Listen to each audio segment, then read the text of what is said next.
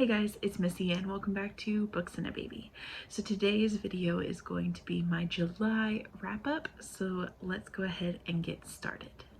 So in the month of July, I read 13 books, which I'm pretty proud of. I finished a series, I started a few others, and I got two of my NetGalley backlist read and reviewed, so I'm quite proud of that as well. So let's just go ahead and get started with the books that I've read. So the first book that I completed in the month of July was Dark Dawn by Jay Kristoff. This is the third book in the Nevernight trilogy, and this was a really good conclusion to such a action-packed series. I gave this one 4.5 stars and I really enjoyed it. The second book I finished was Artemis Fowl by Ian Colfer, and this is a middle grade novel about a little boy who's like a genius who is finding out about the supernatural world. I thought it was really fun. I gave it 4 out of 5 stars, and I'm excited to continue on with the series. The third book I read was The Identicals by Ellen Hildebrand, and this is about identical twin sisters who live on separate islands. One lives on Nantucket and the other lives on Martha's Vineyard, and this was such a fun story. I have really enjoyed all of Ellen Hildebrand's books that I've read so far, and they're just fun summer reads. I give it 4.5 out of 5 stars because there were just a couple of elements that I didn't love, but ultimately any of her books are fantastic. Then I read The Charmed List by Julie Abe, which was one of my NetGalley reviews, and this was such a fun little road trip story about these two kids named Ellie and Jack who were once best friends, and then after the death of his mother, they're no longer friends, and now they're almost enemies, and they have to do this road trip to try to save their magical family's companies. And I just thought it was really fun. I gave it 4 out of 5 stars. I think that there were some things that could have been changed, like the magic wasn't a huge part in my opinion, but I felt like the road trip part of the story and the underlying themes of what we were trying to discuss were really fun, and I really enjoyed that process. Number 5, I completed Every Last Secret by A.R. Torr. This was a thriller novel about these two women who are living in the neighborhood, and one of them has some secrets. Actually, both of them kind of have some secrets. I just was looking for something just kind of fun and fast, and this was on Kindle Unlimited, and I thoroughly enjoyed it.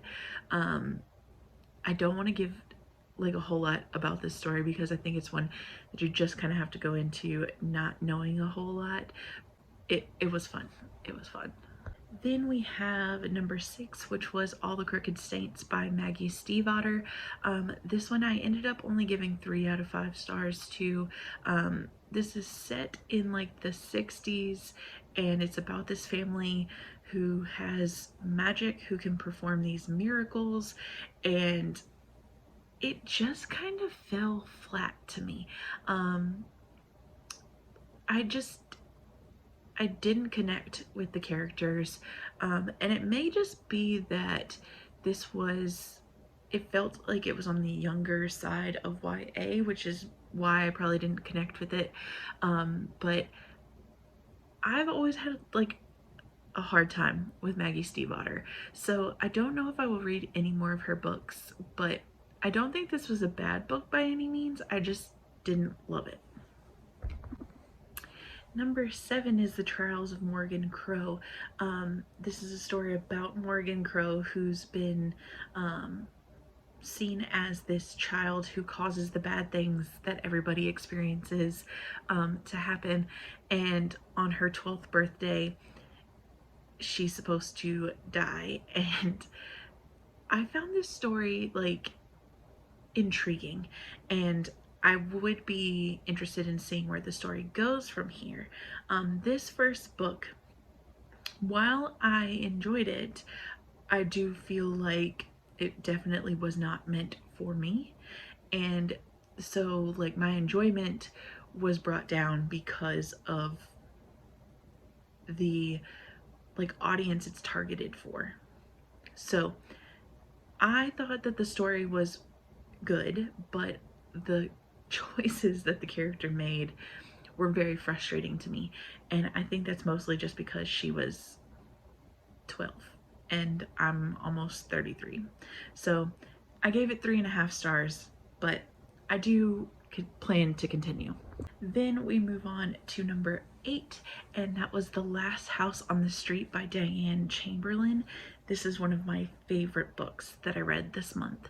I thought this one was so good. We follow Ellie and Kayla, and they're set in like 50-year opposite timelines, and they end up converging. This story was so powerful. I thought it was so good. I connected with the characters so much. I really enjoy Diana Chamberlain's writing and just how compulsively readable it was. I read this book within like a 24-hour span, could not put it down, and I cannot wait to read more of her stories. Then I read The Beach Club by Ellen Hildebrand, which was my book club, my in-person book club's pick for the month.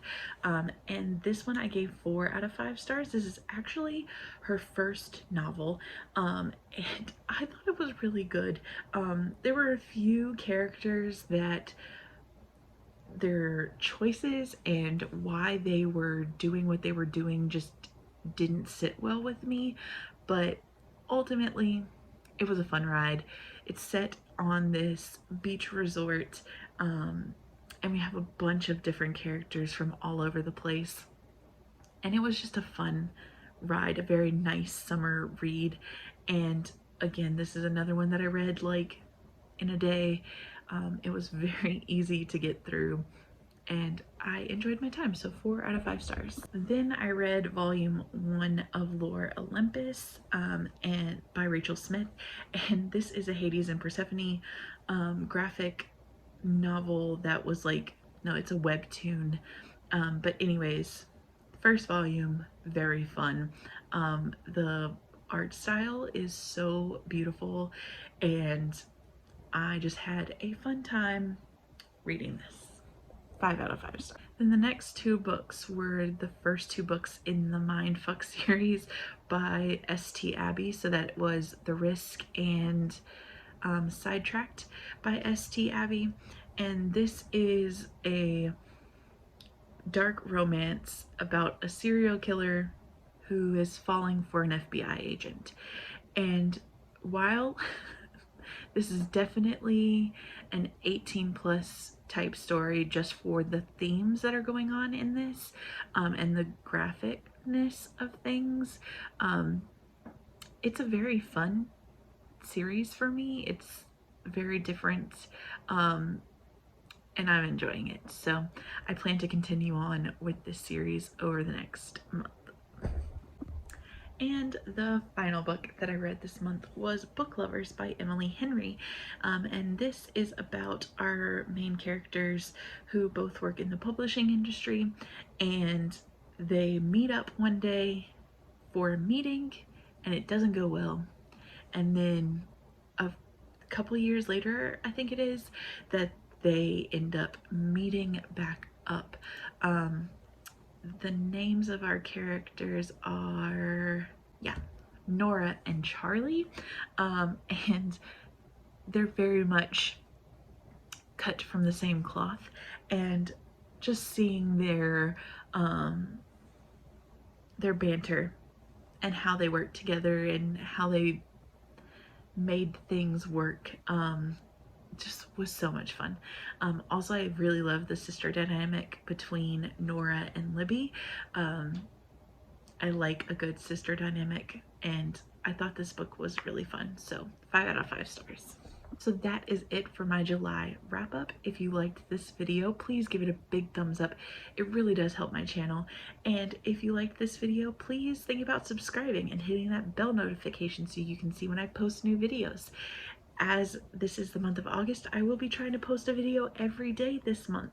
So if you want more videos from me, hit that bell notification, and I will see you guys in the next one. Bye!